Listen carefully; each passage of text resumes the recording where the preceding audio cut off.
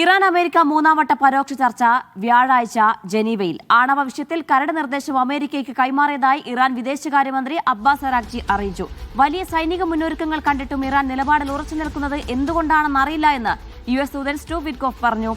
സർക്കാർ വിരുദ്ധ പ്രക്ഷോഭത്തിൽ 30,000-ലേറെ പേർ കൊല്ലപ്പെട്ടുവെന്ന ആരോപണത്തിന് US തെളിവ് നൽകണമെന്ന് ഇറാൻ ആവശ്യപ്പെട്ടു. MC നാസർ ചേർന്ന വിശദാംശങ്ങൾ നൽകാനായി. നാസർ, മൂന്നാംവട്ട ചർച്ച നടക്കുന്നു എന്ന് പറയുമ്പോൾ അതൊരു പ്രതീക്ഷയുണ്ട്. എപ്പോഴായിരിക്കും ഈ ചർച്ച നടക്കുക? പ്രത്യേകിച്ച് ഏതൊക്കെ മധ്യസ്ഥ രാജ്യങ്ങളായിരിക്കും ഉണ്ടാവുക?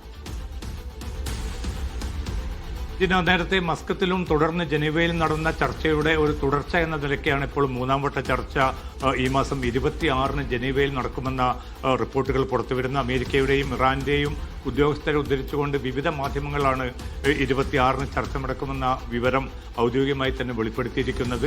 ആ ചർച്ചയുടെ മുന്നോടി എന്ന നിലയ്ക്ക് നേരത്തെ സമാപിച്ച ജനീവ ചർച്ചയിൽ ഒരു നിർദ്ദേശം ഇറാൻ മുമ്പാകെ സമർപ്പിച്ചിരുന്നു. ഈ ആണവ വിഷയത്തിൽ കൃത്യമായിട്ടുള്ള ഒരു രൂപരേഖ മുന്നോട്ട് വെക്കണമെന്ന്. അതുമായി ബന്ധപ്പെട്ട പ്രധാനപ്പെട്ട പോയിന്റുകളാണ് ഇപ്പോൾ മധ്യസ്ഥ രാജ്യങ്ങൾക്ക്, ഒമാൻ ഉൾപ്പെടെയുള്ള രാജ്യങ്ങൾക്ക് ഇറാൻ കൈമാറിയിരിക്കുന്നത്. അതുമായി ബന്ധപ്പെട്ട ആശയവിനിമയം അമേരിക്കയ്ക്കും മധ്യസ്ഥ രാജ്യങ്ങൾക്കും ഇറാനുമിടയിൽ ഇപ്പോൾ തുടങ്ങിക്കഴിഞ്ഞതായിട്ടുള്ള റിപ്പോർട്ടുകൾ കൂടി പുറത്തു വരുന്നുണ്ട്. പക്ഷേ ഭിന്നത വളരെ ശക്തമായി തന്നെ നിലനിൽക്കുകയാണ്. കാരണം ഏതെങ്കിലും അർത്ഥത്തിൽ പൊതു സ്വീകാര്യമാകുന്ന ഒരു തലത്തിലേക്ക് ഈ പോയിന്റുകൾ മാറിയിട്ടില്ല. അതുകൊണ്ട് തന്നെ ഈ ജനീവ ചർച്ച ഈ മാസം 26 നടക്കുന്നത് വളരെ നിർണായകമായിരിക്കും. കാരണം പിന്നിട്ട ദിവസം ട്രംപ് വ്യക്തമാക്കിയത് 10 മുതൽ 15 ദിവസം വരെയാണ് ഇറാന് സാവകാശം നൽകിയിരിക്കുന്നത്.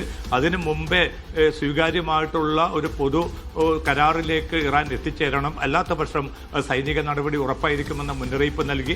ആ മുന്നറിയിപ്പ് മാത്രമല്ല, നിരവധി വലിയ തോതിലുള്ള സൈനിക സന്നാഹങ്ങളും ഈ ഇറാന് ചുറ്റുമായിട്ട് നിലയുറപ്പിച്ചിരിക്കുന്ന ഒരു സാഹചര്യമുണ്ട്. ഇന്നിപ്പോൾ പുതുതായിട്ടൊരു മുങ്ങിക്കപ്പൽ കൂടി ഈ മേഖലയിൽ നങ്കൂരമിട്ടതായിട്ടുള്ള റിപ്പോർട്ടുകൾ പുറത്തു വരുന്നുണ്ട്. അപ്പോൾ എല്ലാ അർത്ഥത്തിലും യുദ്ധസജ്ജമാണ് തങ്ങളെന്ന് പെന്റഗൺ അറിയിച്ചുകൊണ്ടിരിക്കുന്നു.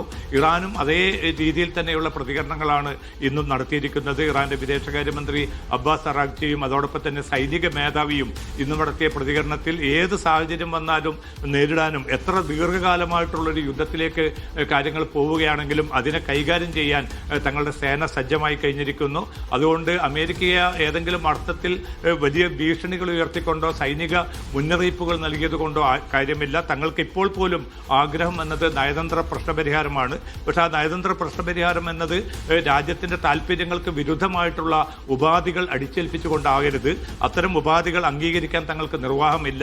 രാജ്യം അതിന്റെ അഭിമാനപൂർവ്വമായിട്ടുള്ള തത്വങ്ങളിൽ ഊന്നിക്കൊണ്ട് തന്നെ മുന്നോട്ട് പോകുമെന്നാണ് സൈനിക മേധാവിയും അതോടൊപ്പം തന്നെ ഇറാന്റെ വിദേശകാര്യമന്ത്രിയും വ്യക്തമാക്കിയിരിക്കുന്നത്.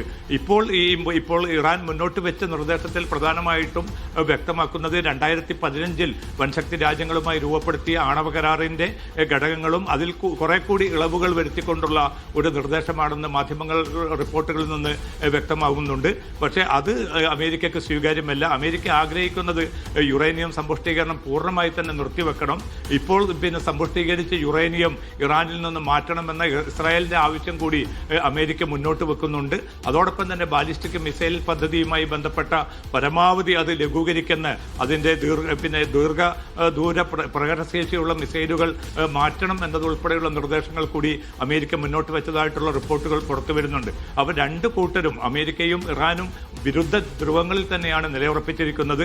മധ്യസ്ഥ രാജ്യങ്ങൾ തങ്ങളുടെ തിരക്കിട്ട നീക്കങ്ങൾ തുടരുകയാണ്. തുർക്കിയും ഈജിപ്തും ഖത്തറും ഉൾപ്പെടെയുള്ള രാജ്യങ്ങളാണ് ഇപ്പോൾ സജീവമായിട്ട് മധ്യസ്ഥ നീക്കങ്ങളുമായി രംഗത്തുള്ളത്. എന്തായാലും ജനീവ ചർച്ച ഒരു ഫലപ്രാപ്തിയിലേക്ക് എത്തിയിട്ടില്ല എന്ന് പറയുമ്പോഴും ഈ സൈനിക മുന്നൊരുക്കങ്ങൾ കണ്ടിട്ടും ഇറാൻ നിലപാടിൽ ഉറച്ചു നിൽക്കുന്നത് എന്തുകൊണ്ടാണെന്ന് അറിയില്ല എന്നാണ് സ്റ്റീവ് വിറ്റ്കോഫിന്റെ പ്രതികരണം. അങ്ങനെയാണെങ്കിൽ ഇപ്പോഴും US ഭാഗത്തുനിന്ന് ഒരു ഭീഷണി അത് അങ്ങനെ തന്നെ നിലനിൽക്കുകയാണ്. തീർച്ചയായിട്ടും ചെയ്യാം. കാരണം സ്റ്റീവ് വിറ്റ്കോഫ് ഇന്ന് അമേരിക്കൻ പ്രസിഡന്റ് പോലും അദ്ദേഹത്തെ പോലും അത്ഭുതപ്പെടുത്തുമാറാണ് ഇപ്പോൾ ഇത്രയും ശക്തമായിട്ടുള്ള സൈനിക സന്നാഹങ്ങൾ ഇറാന് ചുറ്റും നിലയുറപ്പിച്ചിട്ടും കടലിലും അതോടൊപ്പം തന്നെ വ്യോമ സ്വഭാവത്തിലുമൊക്കെ വലിയ തോതിലുള്ള യുദ്ധസന്നാഹങ്ങൾ ഒരുക്കിയിട്ടും ഒരു കീഴടങ്ങലിൻ്റെയോ ഒരു വിട്ടുവീഴ്ചയുടെയോ സ്വരമല്ല ഇറാനിൽ നിന്നുണ്ടാവുന്നത്. ഇത് അമേരിക്കൻ പ്രസിഡന്റിനെ പോലും അത്ഭുതപ്പെടുത്തുന്നുണ്ട് എന്ന പ്രതികരണമാണ് സ്റ്റീവ് വിറ്റ്കോഫിൻ്റെതായിട്ട് വന്നിരിക്കുന്നത്. പക്ഷേ അമേരിക്കയെ സംബന്ധിച്ചിടത്തോളം അതിശക്തമായിട്ട്